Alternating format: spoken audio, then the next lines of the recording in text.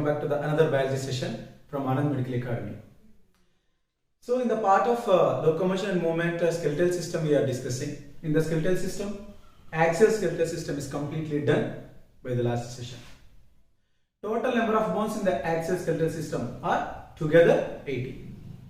Skull, vertebral column and rib cage all together 80. So total number of bones in human 206 in the adult. Whatever the physiology we are discussing, that is belongs to only adult, not childhood. In any specific stressed questions, you have to observe whether the question is for child or infant just born or adult. But whatever generally I am talking, that belongs to adult only. So in this class, the second part of the skeletal system, that is appendicular skeletal system, I am going to introduce. So what are the total number of bones in appendicular skeletal system? That are 206 minus 80, 126.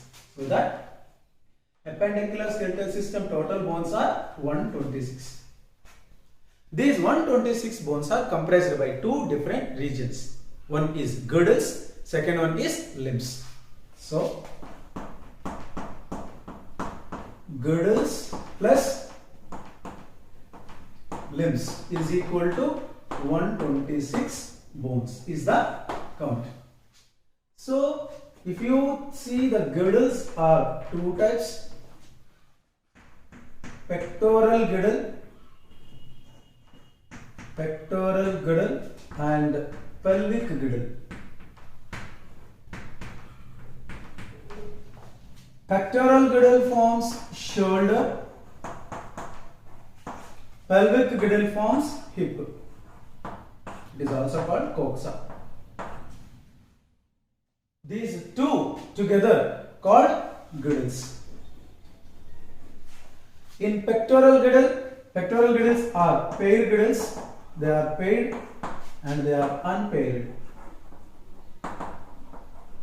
So unpaired girdle is pelvic girdle, paired girdle is pectoral girdle. Very simple. How many shoulders we have? Two. Right shoulder and left shoulder. How many hips we have? Only one, that is central. So hip is fused.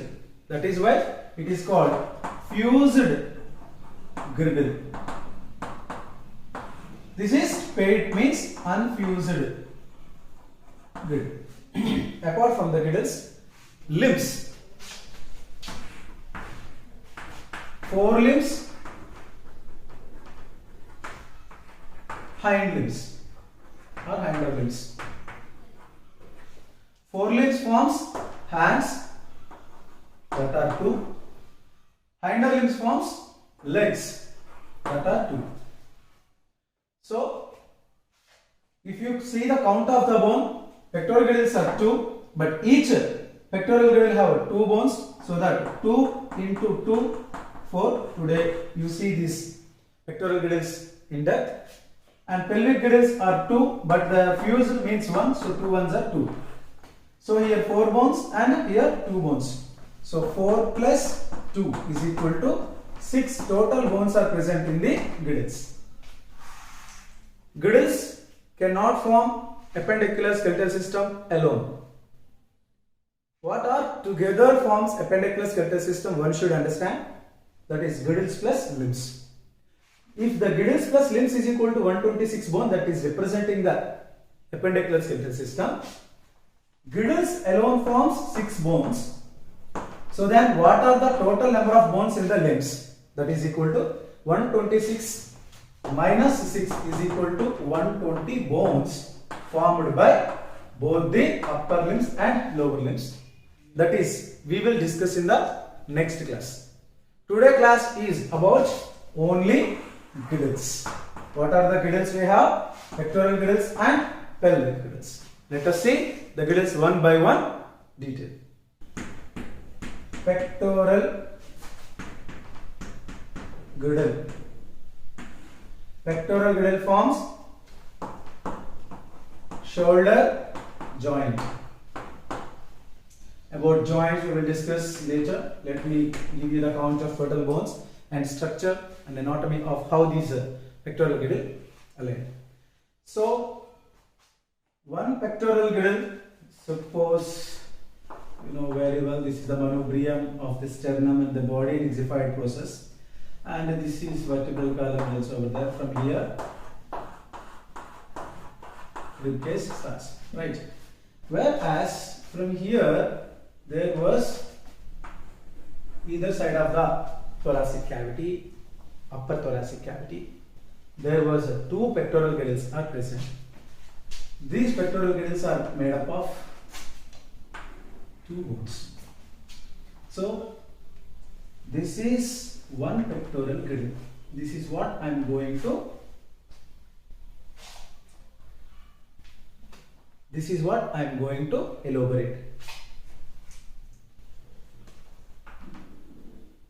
Each pectoral girdle is triangular shaped, and this triangular bone is called scapula. This scapula has so many ridges. This is scapula at anterior region.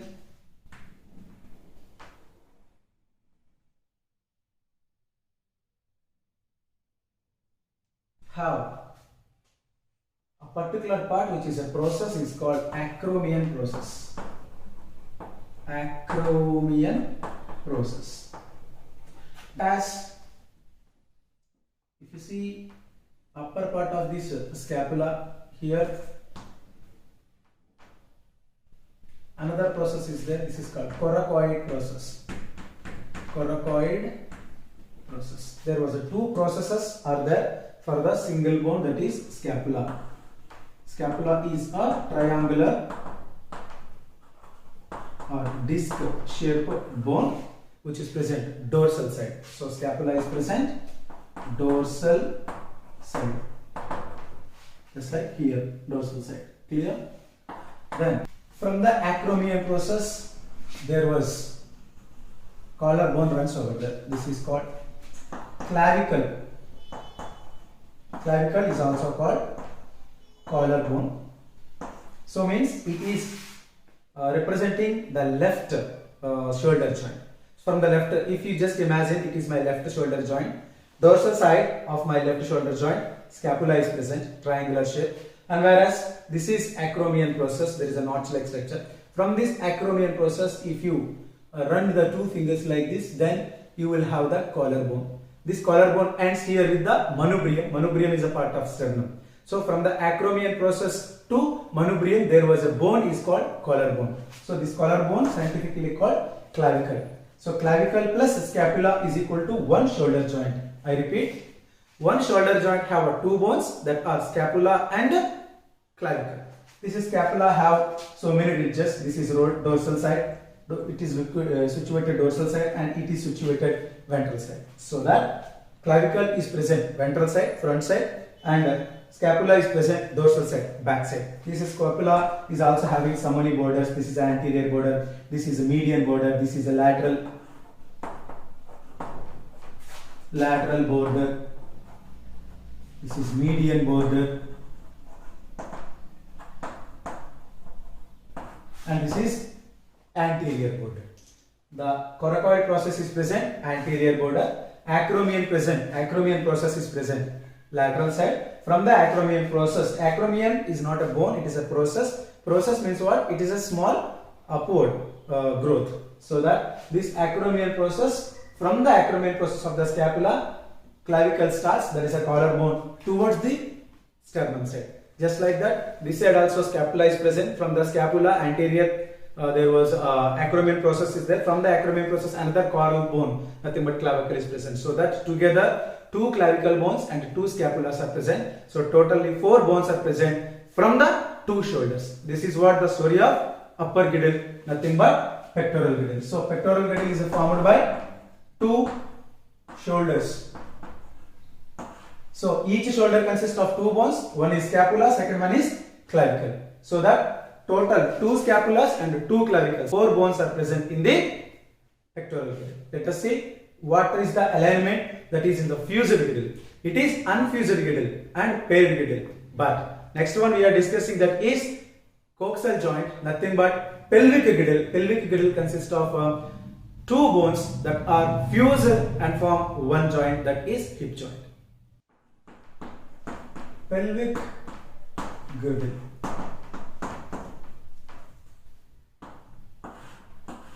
What pelvic girdle forms? Hip joint. Total number of hips? Single. But total number of shoulders? 2. You have to remember. Now, this pelvic girdle, if you want to understand. So, to understand the pectoral girdle, you have seen the tribecate structure. So, if you want to understand clearly about the pelvic girdle, you must know sacral and coccygeal bones of the vertebra. So, here from the vertebra, this is the vertebral column, this is cervical region, this is thoracic region, this is lumbar region. So, this is cervical, that is the C7, and this is thoracic, this is T12, this is lumbar, L5, and this is sacral, this is 1 in the adult, this is coccygeal, this is also 1 in the adult, whereas in the child, sacral have 5 bones, and we have to put in the bracket, and here also 4. So in case of infants, 5 bones are present in the sacral region and 4 bones are present in the coccygeal region. Over the growth of period of time, these fused become 1. So along with this sacral and coccygeal, so mainly about the sacral bone, not coccygeal. Coccygeal is a vestigial bone. From here, there was a butterfly shaped, both the sides, coxal bones are attached. So that this part I am going to enlighten now. This is called coxa bones or hip joint. So now you will have a good idea to understand the hip joint. So hip joint is fused by 2 bones. Each is coxal bone. So these coxal bones are attached to sacral bone. If you think this is the sacral bone, this is the sacral bone. Before this is a coccyx bone will be there. Coccyx bone do not representing in the structure of hip joint. So now from this is the vertebral column spine, and now this is how one coxa bone is attached, and this is how the another coxal bone is attached. If you see each coxal bone, there was 3 parts are present, right? The first one is ilium, and second one is ischium. This is the first one, ilium. The second one is ischium, and third one here is pubis. This is pubis. Pubis is third one. So ilium, ischium, and pubis is the order of the bones in one coxal bone. Just like that, it is also ilium. This is ischium. This is pubis. So ilium, ischium, pubis are not the bones. Remember, they are parts of one coxal bone. One coxal bone is made up of 3 parts. Just if you recall the 3 parts of the sternum, that is manubrium, upper part, next body, next xiphoid process. These 3 are bones or parts of a single bone. All the 3 are parts of a single bone. Just like that, ilium, ischium, and pubis, all these 3 are considering of the parts of one coxal bone. Total number of coxal bone? 2. If you think this is the coxal bone of mine, this is the right side and this is left side. So this is called right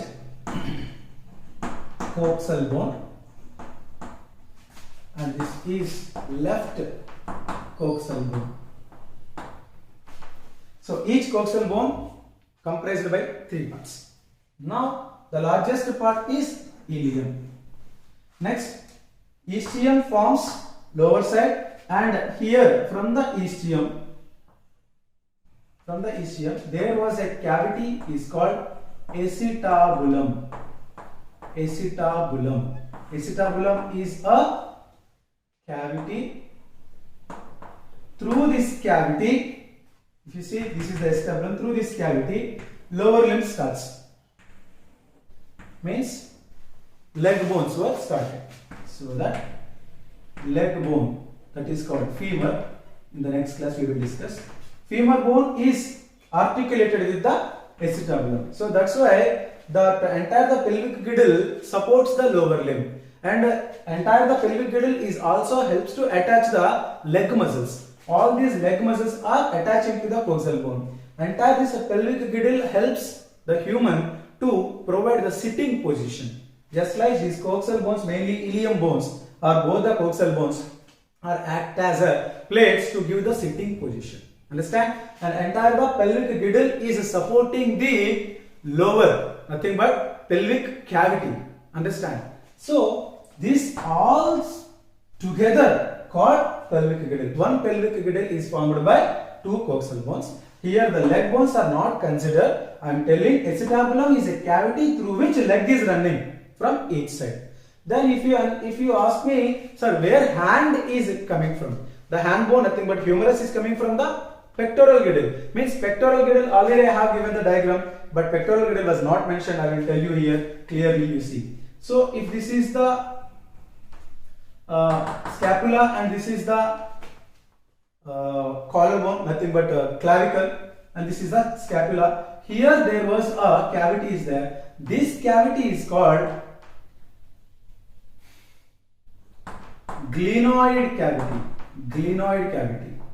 Students, one should understand that. I forgot to mention the glenoid cavity in previous diagram, that is shoulder joint. Shoulder joint have a cavity that is called glenoid cavity. From the glenoid cavity, hand is coming. Understand? Whereas acetabulum is a cavity belongs to pelvic girdle. From the acetabulum, leg is coming. So that pectoral girdle helps to raise the hands. Pelvic girdle helps to raise the legs. From where? Pelvic girdle, glenoid cavity. From the glenoid cavity, the hand is situated with the ball and socket joint, so that the hand is coming and with the momentum.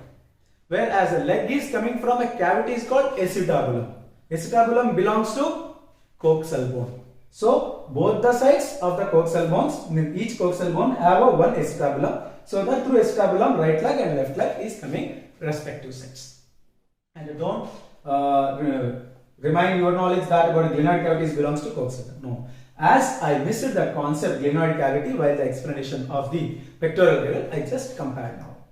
Acetabulum gives legs, glenoid cavity gives hands. So you just erase this part here. Now, how many bones are there in the pelvic girdle? 1 right coxa, 2 left coxa. So plus 1 plus 1 is equal to 2. How many bones are there in pectoral girdle? Pectoral girdle means shoulder girdles. Both the shoulders, each shoulder have a 2 bones, so that 2 plus 2, 4. Next, coxal joints or coxal girdle, nothing but pelvic girdle, consists of 2 bones that are fused, so that this is 2. That is 4. 4 plus 2, 6. So today we had discussed 6 bone structures. If you see this diagram, upper girdles and lower girdles you can keenly observe. Upper girdles are forming 2 shoulders and lower girdles are forming 1 hip. So each shoulder is composed of the triangular scapula and 1 clavicle bone that is attached to the ventral side sternum, as well as the glenoid cavity. You can clearly observe from the glenoid cavity hand is running over here. At the same time there other glenoid cavity is there, another hand is coming. Lower side if you see, this is the coxal joint. From this coxal joint leg is running from the acetabulum. Okay, so you just practice. Once again listen the class and attend assignment. Thank you. Wish you all the best.